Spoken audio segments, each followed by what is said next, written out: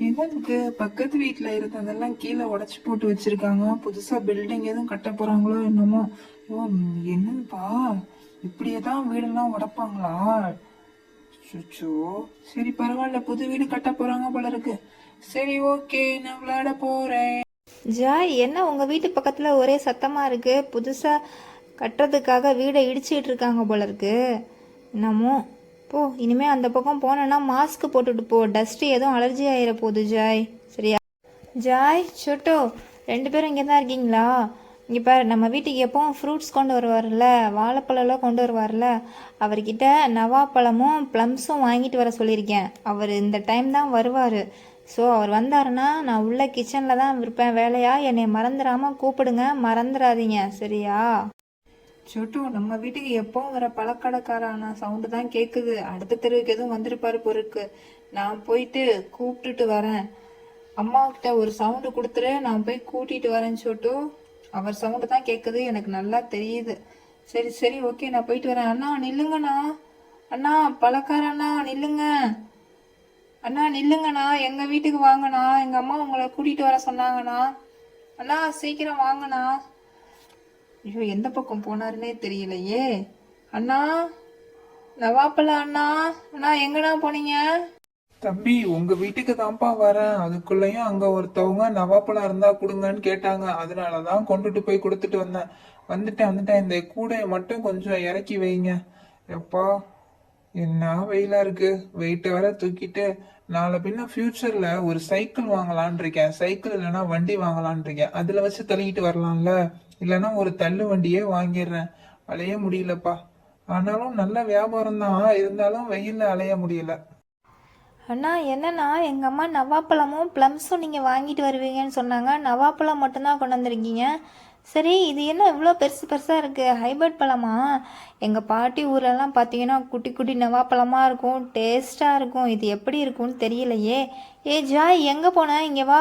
எனக்கும் ஜாய்க்கும் டேஸ்ட் பண்ணுறதுக்கு சாம்பிள் பழம் ஒன்று கொடுங்க, நான் போய் எங்கள் அம்மாவை குடி.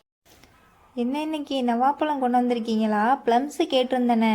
இந்த சோட்டுக்கு ப்ளம்ஸு தான் ரொம்ப பிடிக்கும். எங்க நவாப்பழத்தை காட்டுங்க. ரொம்ப கனிஞ்சு கனிஞ்சு இருக்கே. எவ்வளோ கிலோ எவ்வளோண்ணா? ரொம்ப ஹைப்ரிட்டாக இருக்குது. எங்கள் அம்மா ஊர்லலாம் குட்டி குட்டியாக இருக்கும் நவாப்பழம். நாங்கள் மரத்துலேருந்தே உதுத்து சாப்பிடுவோம். இங்கே என்னடானா இவ்வளோ பெருசு பெருசாக இருக்குது. பரவாயில்ல, ஒரு பழம் கொடுங்க, சாப்பிட்டு பார்க்குறோம். தண்ணியில் நீங்க சொல்றதெல்லாம் வாஸ்தவம் தாமா. அசலூர் சைடு தாமா நவாப்பழ மரம்லாம் இருக்கு, நிறைய இருக்கும். இந்த நவாப்பழத்தை ஒரு தடவை சாப்பிட்டு பாருங்க. இது ஹைபிரிட் தான், ஆனா உடம்புக்கு சத்துக்கள் நிறைய இருக்குன்னு சொல்றாங்கம்மா. இந்த பழத்துலயும் ஜனமே இந்த நவாப்பழம் தான் வாங்குது. ஒன்னு சாப்பிட்டு பாருங்கம்மா. 1/4 கிலோ 60 ரூபான்னு கொடுக்குறேம்மா எல்லாருக்கும். உங்களுக்கு 50 ரூபான்னு கொடுக்குறேன். முதல்ல சாப்பிட்டு பாருங்க. அது சரி, நல்லா விலைய சொல்கிறீங்க போங்க. எங்கள் வீட்டுக்காரரு கிலோவே 100 ரூபான்னு தான் வாங்கிட்டு வராரு. நீங்கள் 1/4 கிலோ 50? அண்ணா, எங்கண்ணா ப்ளம்ஸும் வச்சுருக்கேன்னு சொன்னீங்க? உங்களை நான் அங்கே கத்தி கூப்பிட்டுட்டே இருந்தேன், கடைசியில் வேடிக்கை பார்க்கணுன்ட்டேன். நீங்கள் இந்த பக்கம் வந்துட்டீங்களா? இந்த தெருவில் போய் அப்படி வரலான்னு பார்த்தேன், நீங்கள் அதுக்குள்ளே அப்படி போய் இப்படி வந்துட்டீங்க. சரி சரி, ஒரு பழத்தை எடுங்க, சாம்பிள் டேஸ்ட் பண்ணுவோம். இப்படியே டெய்லி ஒவ்வொரு பழம் சாம்பிள் கொடுத்தீங்கன்னா நல்லா இருக்கும்ல. சும்மா சாப்பிடக்கூடாதோ? ஐயோ பரவாயில்ல, நான் சாப்பிட்றேன். இந்த சாப்பிடணும் போல ரொம்ப ஆவலா இருக்கு. ஷோட்டோ, உனக்கு ஒன்று வேணுமா? இந்த இது நான் எடுத்துக்கிறேன், உனக்கு ஒரு பழம். அண்ணா இன்னொரு பழம் கொடுங்கண்ணா. எப்படியும் அவங்க அம்மா ஒரு 1/4 கிலோ 1/2 கிலோ வாங்குவாங்க. நாங்கள் 2 பழம் எடுத்து சாம்பிள் டெஸ்ட் பண்ணி பார்க்குறோண்ணா.